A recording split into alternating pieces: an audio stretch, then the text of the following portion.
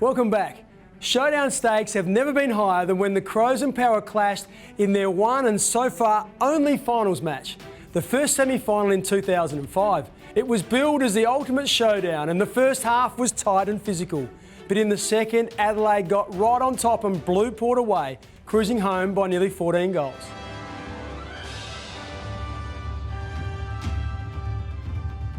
Yeah, it was billed as the biggest game in South Australia, and every showdown's like playing a final anyway. But because it was, you know, the first final between the teams, it was such a big occasion, and yeah, they're the games that they're not too hard to get up for either. So you don't have to, you know, that's what you live to play footy for, to be in moments like that. And fortunately for us, you know, the gods were in our favour, and we ended up winning quite comfortably in the end. But it was a never easy game against Port Adelaide. Flooding heavily. Handballs off to Goodwood, who can load up from 50, and Goodwood has kicked a magnificent goal. There's certain moments in showdowns, like I said, that you do remember, and that's probably one of them. I remember the ball coming, and I think Doc was on his hands and knees and managed to gather the ball and get it out to me, as he often did. He always looked after me when we were playing. Yeah, I sort of remember just getting it and seeing the goals and thought, I'm going to have a crack. So yeah, I just took off, and I think I might have even had a bounce.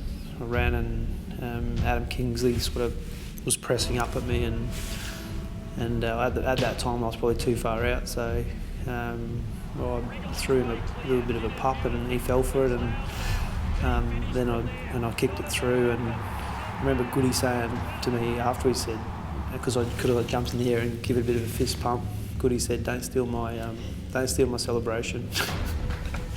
You can't shy away from the fact that the showdowns are bragging rights, and people talk about them. It makes people's footy years. Well, you know, it doesn't matter who finished higher on the ladder. At the end of the day, for most people, it's who won the showdowns. You look forward to during the year. You mark them down in your calendar because you know what they're about, and you know, the chance to play in a final. I don't think you could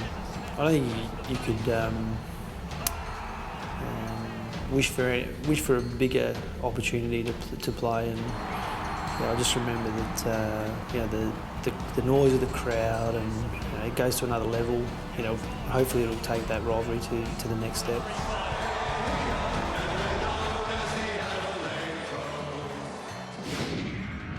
As it turns out, 2005 was the only time when there were 3 showdowns in the one season, and the Crows won all 3. Now, many AFL players struggle with life after football. The key is to set yourself up during your playing days so you're ready when retirement comes.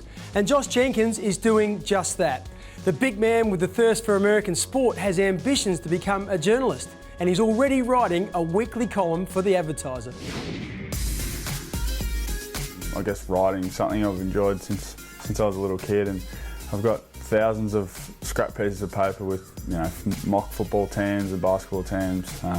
To do fantasy lineups for my favourite players every night after school, and it's just something I've always enjoyed. I actually lived with Heath Hocking during my season at Essendon. He was a massive Baltimore Ravens fan in the NFL, so followed the sport a little bit from there, and it's just grown into a full-blown obsession. I'm up 3 a.m. in the morning in the off-season watching games and things like that. So I try to provide a little bit of insight into some of the things that fans, you know, can't get from, you know, a regular journalist. That, you know, journalists don't have access to the things that players have, and I try and sort of be pretty transparent with what I write and what happens. So I think that's gives me obviously a little bit of an edge at the moment when writing, because I'm involved in the game.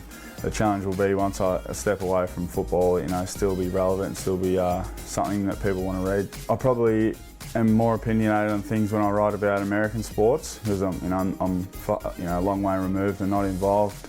But as I move along and hopefully gain more respect in the AFL, I can, you know, sort of push my opinion on topics within the game. A few guys are really good. Andy Otten and Sam Jacobs often actually take the time to read the whole column and give me some good feedback when it's warranted.